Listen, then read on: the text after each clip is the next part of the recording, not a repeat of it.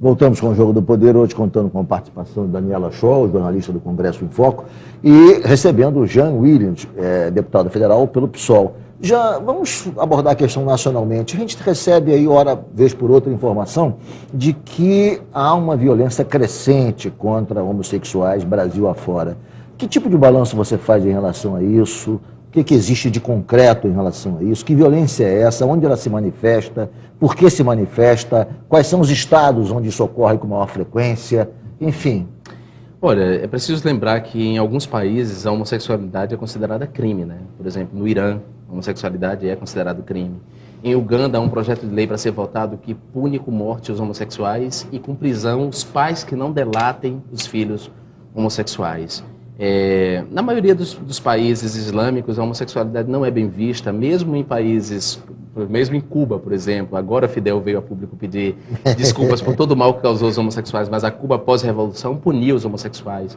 No Brasil, o número de mortes chega numa estatística não muito precisa, feita pelo GGB, não muito precisa porque acaba não contemplando todo o Brasil.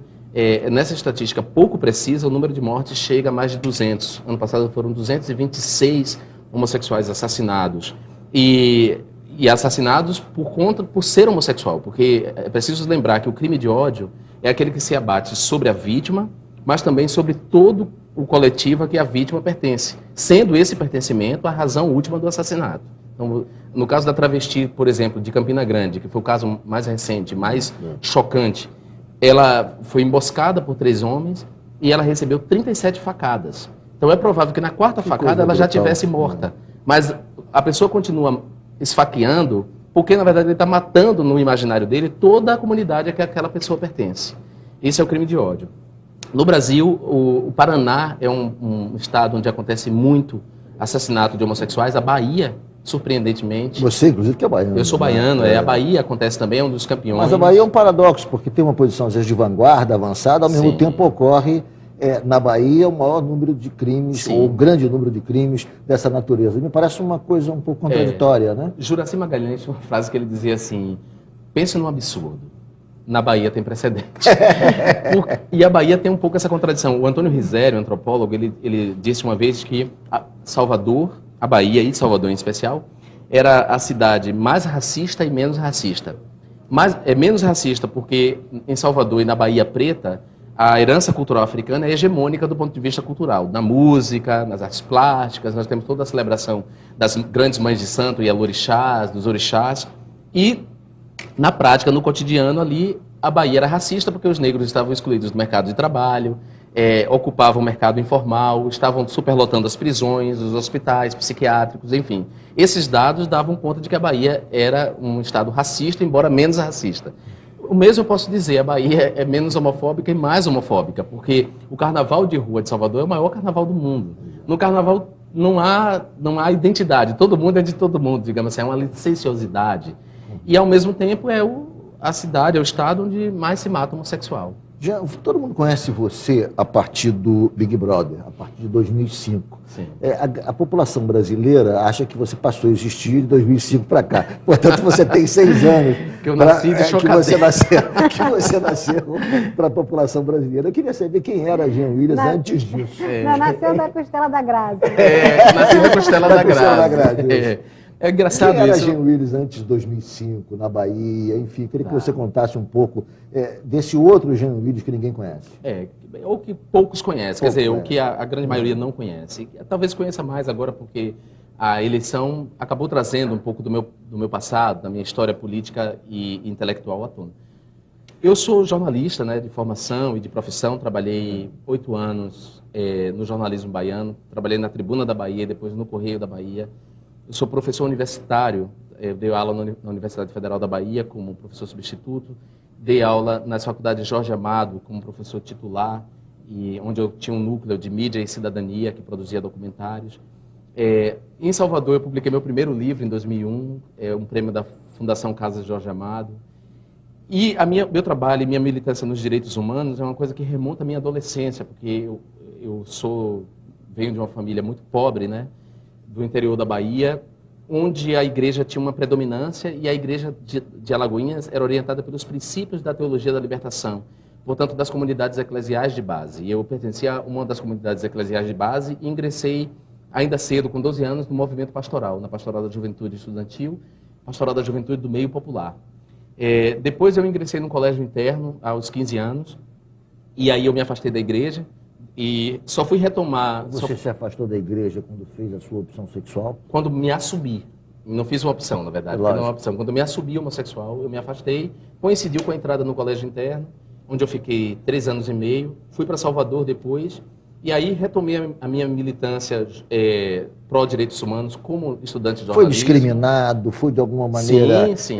Sofri bullying? E os conflitos internos, já que você vinha de uma tradição de igreja, ainda que uma igreja progressista? Era uma igreja progressista e é interessante isso. A igreja me deu os meus melhores valores, né? O sentido de justiça social, de respeito ao outro.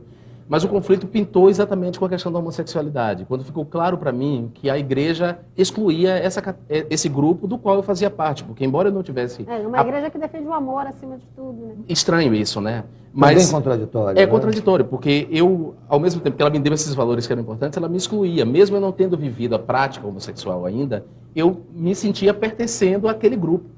E aí eu não via por que continuar na igreja, embora eu seja grato a tudo de bom que essa igreja de orientação da teologia da libertação me deu. Então, fui discriminado na escola. A minha arma na escola era ser bom aluno. Como eu era excelente aluno, depois da primeira unidade eu tirava as melhores notas, eu me protegia do bullying dessa maneira, porque eu dava cola para os meninos. Era a minha maneira de me defender. Mas eu vivia com as meninas e evitava sair no recreio, porque tinha sempre o empurrão, tinha sempre o insulto, a violência. E o pior, eu não contava com ninguém que me protegesse. O problema do bullying é esse. O bullying é a violência do mais forte sobre o mais fraco, sem que um terceiro intervenha ali para mediar aquele conflito. Os professores deveriam cumprir essa função, e o professor não tem cumprido porque o professor tem sofrido bullying também. E você, como é que você superou tudo isso? A família foi importante, enfim, a educação, a igreja, enfim. No que você se socorreu para superar tudo isso e se afirmar como se afirmou hoje, sendo um deputado federal, eleito por um estado avançado como o Rio de Janeiro e adquirindo respeito Brasil afora? Olha, para mim foi importante a educação, fundamental. Eu sempre gostei de estudar. E minha mãe, apesar de ser analfabeta, e meu pai, minha mãe lavava de ganho, né, lavava para fora, meu pai era pintor de automóveis. Apesar de eles serem 2 operários, assim, 2 pessoas humildes e semi-analfabetas, eles sempre colocaram a gente na escola e sempre orientaram a gente no sentido de que a única maneira da gente mudar de vida era através da educação. Só chegou um momento que minha mãe achou que eu deveria deixar de estudar. Quando eu já estava na 8ª série, ela achava que eu deveria parar de estudar para trabalhar. Eu trabalho desde os 10 anos, trabalhava um turno e estudava outro. Ela achava que eu deveria dedicar todo o meu tempo ao trabalho porque a gente precisava vencer a pobreza. E eu disse para ela que eu iria trabalhar, mas iria estudar, do mesmo jeito. Estudar eu jamais deixaria. Então a educação teve uma importância muito grande, a leitura de uma forma geral. A leitura me fez escapar dos destinos imperfeitos. E a igreja me favoreceu a leitura, porque a biblioteca da casa paroquial era vasta, tinha muitos livros. E eu passava, às vezes, a tarde de sábado inteira lendo livros, que eu não podia comprar, mas tinha acesso lá. E a educação de casa. Minha mãe e meu pai são pessoas... Meu pai já faleceu, mas minha mãe é uma pessoa muito reta. Quando ela ia entregar a roupa na casa de uma mulher, que ela lavava, de alguma família para a qual ela lavava, e alguém oferecia uma coisa para a gente comer, ela olhava, bastava ela olhar para a gente e a gente não aceitava. Porque minha mãe tinha essa coisa de nós somos pobres, mas nós temos um orgulho mínimo. O que é dos outros é dos outros. Se tiver ouro em pó, você não passa a mão. Então, esse sentido de retidão, de caráter, foi minha mãe que me deu e meu pai também. Sempre foram 2 pessoas muito corretas, mesmo na pobreza absoluta, a gente nunca descambou para nenhum tipo de licitude.